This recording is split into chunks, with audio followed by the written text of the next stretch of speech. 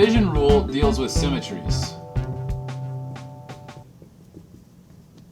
So that might not be totally obvious just yet. So let's start with a question, and that is, how many words, and I'm going to put words in quotes here, can I make with BOX? Now, when I say word, I mean a word like words with friends, where it's basically just any, arranging tiles in basically any order gives you a word. And that's exaggerating, but for here, when I say word, I mean it in the sense, maybe a computer science sense, you might call it a string. But I'm just looking for an arrangement of those letters where I can use each letter as many times as it appears in that original word. So let's start by enumerating these. So I could go BOX, I could go BXO, I could go OBX, could go OXB, then I could have XOB, and finally XBO. And if I've done everything correctly, that should be the whole list. So the size of this set is 6, right? So that should be my final answer.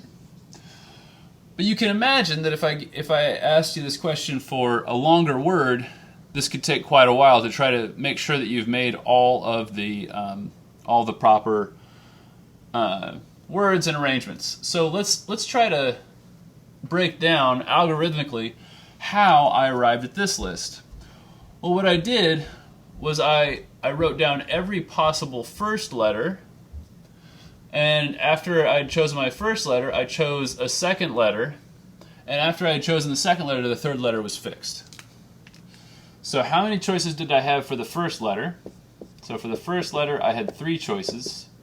For the second letter, I had 2 choices, and then for my third letter, my choice was fixed. So this is just the product rule. All I've done is the product rule here. Okay? So let's collect this. I'm going to leave this answer here, and then let's try to do something a little bit more complicated. So, more complicated, instead of this, now let's try number of words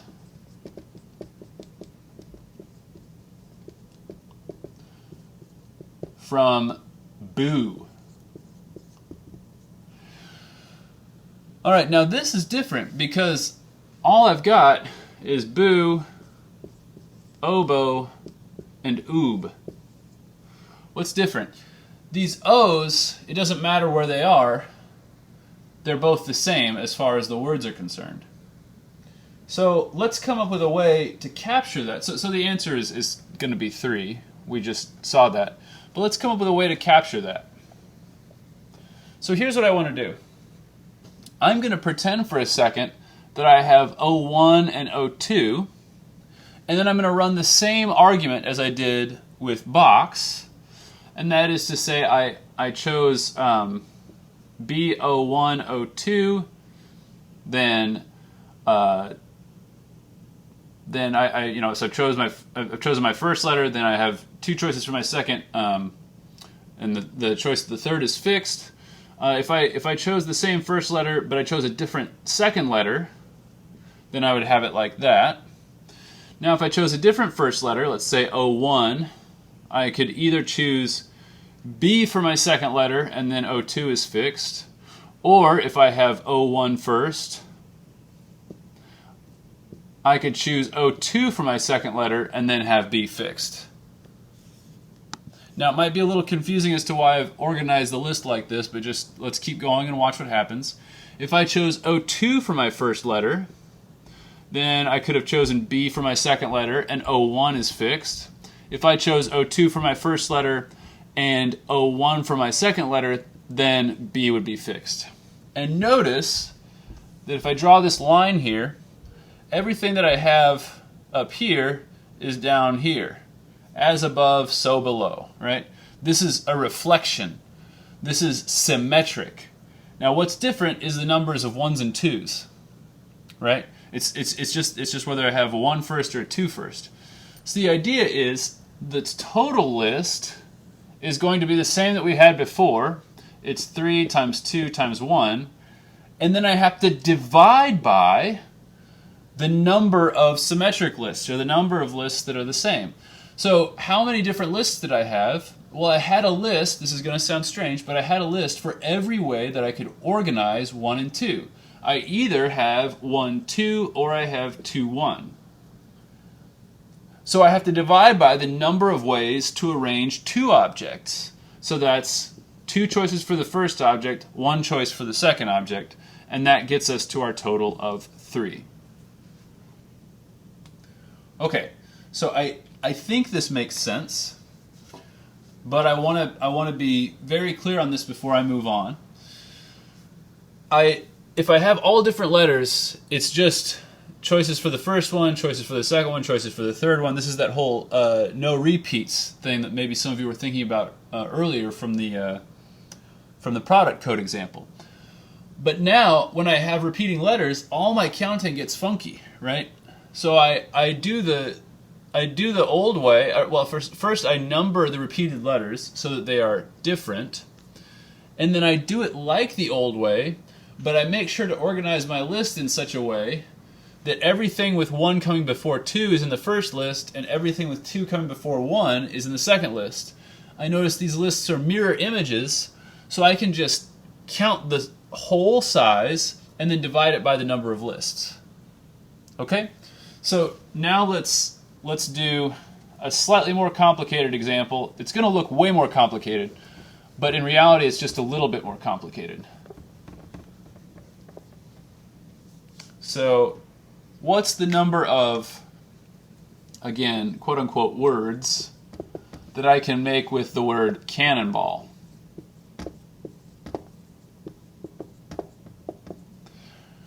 All right. So what I want to do here is I want to deal with the organization of all the different repeating letters. So C is its own letter, so I don't do anything, but now I've got an A1 and an A2. I've got an N1, N2, N3. I've got an L1 and an L2.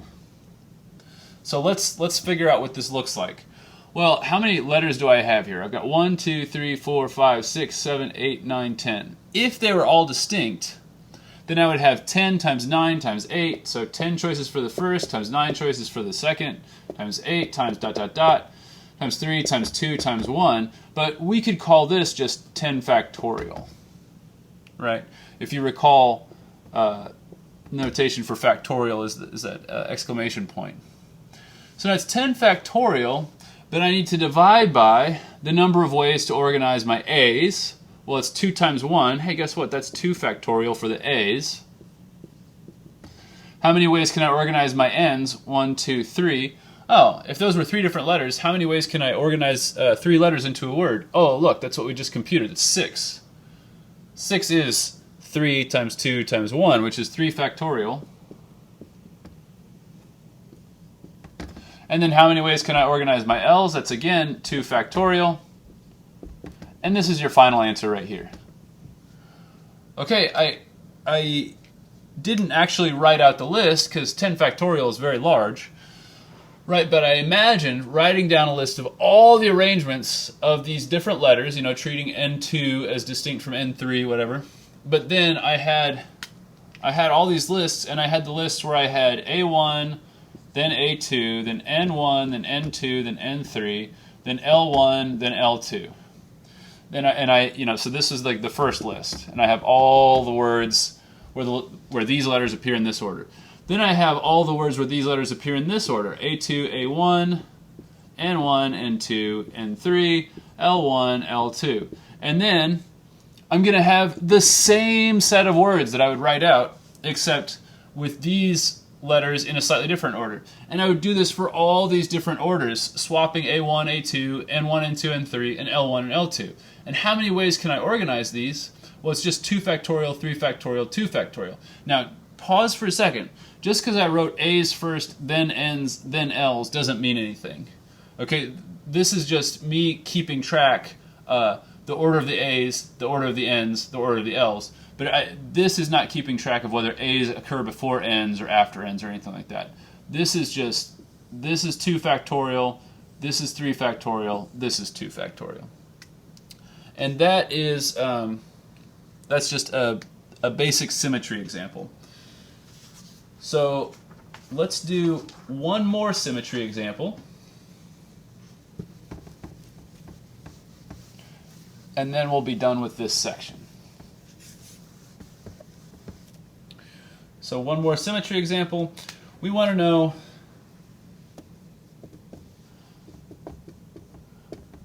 how many neighbor different seating arrangements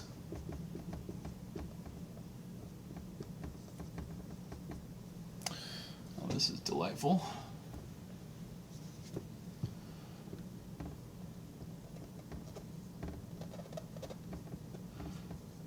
For 6 around a circular table.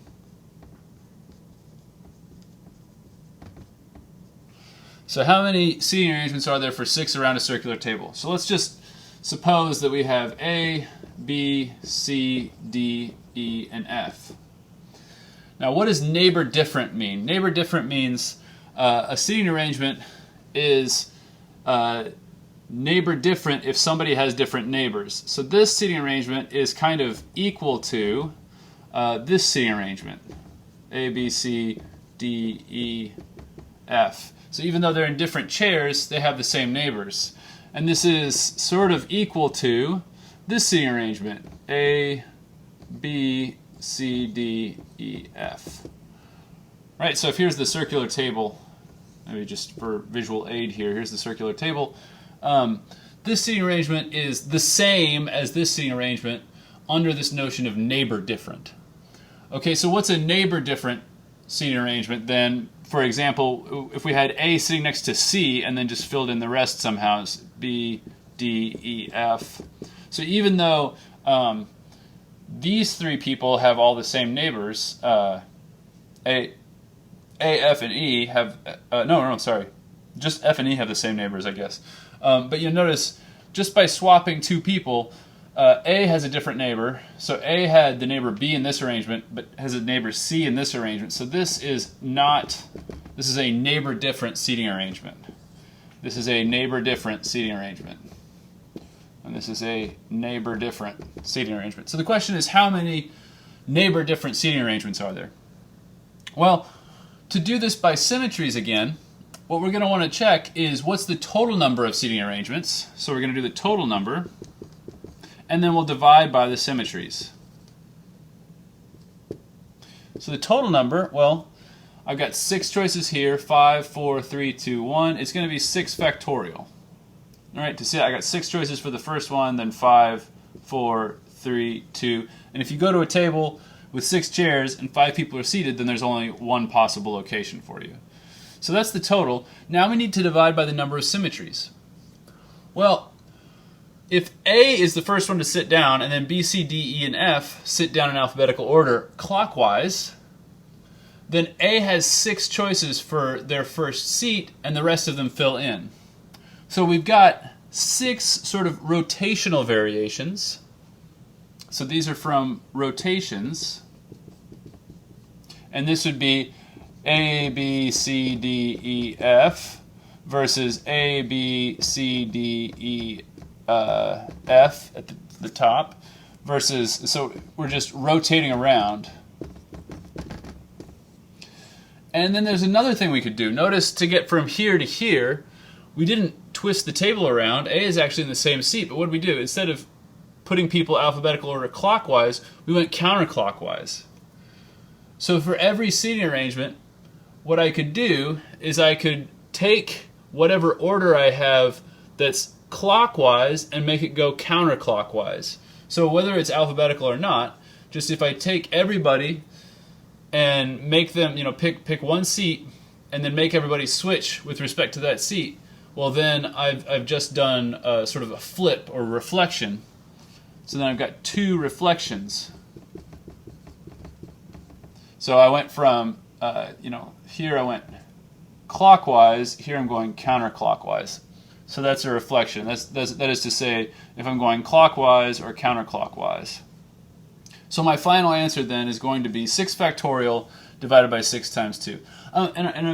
Maybe I should have mentioned this in the previous one. If you want to, you can simplify this to 5 factorial over 2, and you can simplify that to 5 times 4 times 3. But this really shows me where every quantity is coming from, whereas these two answers, although they're correct, may be kind of high, or and you can even multiply it out and say 60. While those answers are correct, those are kind of hiding where the quantities are coming from. And especially when you get to a relatively small number like 60, if you're to just write down, if I ask you this question, you just write 60, then maybe it's a little suspicious as to where you got 60. So I want to see, I actually prefer something like this, even though I'll also accept that it's correct. I'd really like to see some work and for you to justify where these quantities come from. And that's it for this section. Thank you for watching.